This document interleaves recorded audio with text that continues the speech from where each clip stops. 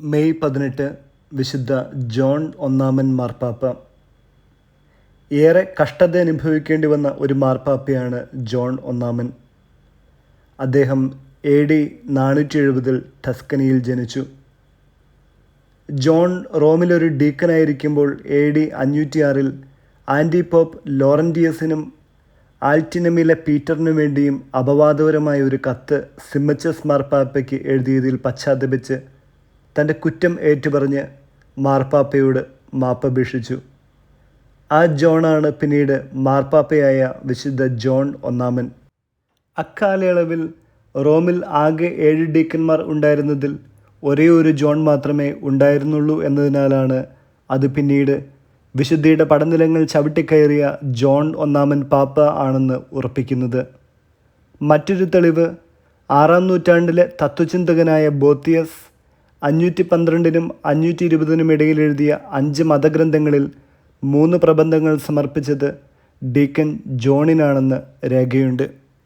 Roman പുരോഹിതനായി സേവനം ആരംഭിച്ച് arch ഡീക്കനായി. ഹൊർമിസ് Das മാർപ്പാപ്പയുടെ മരണത്തെ തുടർന്ന് 523-ാം വർഷം ഓഗസ്റ്റ് 13-ന് മാർപ്പാപ്പയായി ജോൺ തിരഞ്ഞെടുക്കപ്പെട്ടു. ഇറ്റലിയിൽ ഔസ്ട്രോഗോത്തുകളുടെ രാജാവായ തെയോഡോറിക് ആര്യൻ അനുഭാവിയായിരുന്നു. ഇക്കാലയളവിൽ കോൺസ്റ്റാന്റിനോപ്പിളിലെ കത്തോലിക്കനായ ചക്രവർത്തി ജസ്റ്റിൻ ഒന്നാമൻ ആര്യൻ അബദ്ധ സിദ്ധാന്തത്തിൻ്റെ അനുഭാവികൾക്കെതിരെ ശക്തമായ ഒരു കൽപ്പന പുറപ്പെടുവിച്ചു. തെയോഡോറിക് ജോൺ മാർപ്പാപ്പയോട് കോൺസ്റ്റാന്റിനോപ്പിളിൽ പോയി ജസ്റ്റിൻ ചക്രവർത്തിയെ കണ്ട് ആര്യൻ പാഷണ്ഡികളോട് അനുകമ്പാപൂർവം പെരുമാറുവാൻ അഭ്യർത്ഥിക്കണമെന്ന് ആവശ്യപ്പെട്ടു. മാർപ്പാപ്പ കോൺസ്റ്റാന്റിനോപ്പിളിൽ പോയി. അവിടെ അദ്ദേഹത്തിന് വമ്പിച്ച ഒരു സ്വീകരണം നൽകപ്പെട്ടു. ലത്തീൻ റീത്തിൽ കുർബാന ചൊല്ലാനും അനുമതി നൽകി. ജസ്റ്റിൻ ചക്രവർത്തിയോട് ആര്യനിസത്തിൽ നിന്നും പുറത്തേക്ക് വരുന്ന ക്രിസ്ത്യാനികളായ പുരോഹിതരെയും വിശ്വാസികളെയും പീഡിപ്പിക്കരുത് എന്ന് മാത്രമേ മാർപ്പാപ്പ അഭ്യർത്ഥിച്ചുള്ളൂ. ജോൺ മാർപ്പാപ്പയുടെ സന്ദർശനം പാശ്ചാത്യ പൗരസ്ത്യ സഭകൾ തമ്മിൽ അനുരഞ്ജനത്തിൻ്റെതായ സാധ്യതകൾ തുറന്നു. എന്നാൽ മാർപ്പാപ്പ മടങ്ങി വന്നപ്പോൾ തെയോഡോറിക് രാജാവ് മാർപ്പാപ്പയുടെ മൈത്രിയെപ്പറ്റി സംശയിച്ചു.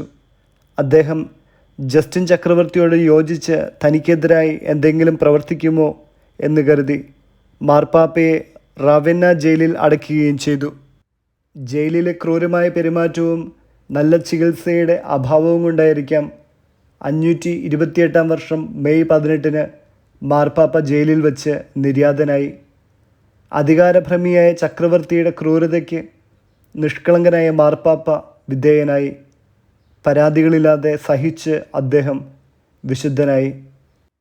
പെസഹാകാല ആചരണത്തിന് അലക്സാണ്ട്രിയൻ സഭ അനുവർത്തിച്ച മാനദണ്ഡങ്ങൾ കത്തോലിക്ക ആരാധനക്രമത്തിൽ സ്വീകരിച്ചതും ചക്രവർത്തിമാരുടെ ഭരണകാലമനുസരിച്ച് വർഷം കണക്കാക്കുന്ന രീതി മാറ്റി യേശുക്രിസ്തുവിൻ്റെ മനുഷ്യാവതാരം മുതൽ വർഷം കണക്കാക്കുന്ന സമ്പ്രദായം നടപ്പിലാക്കിയതും 1-ാം യോഹന്നാൻ മാർപ്പാപ്പയാണ്.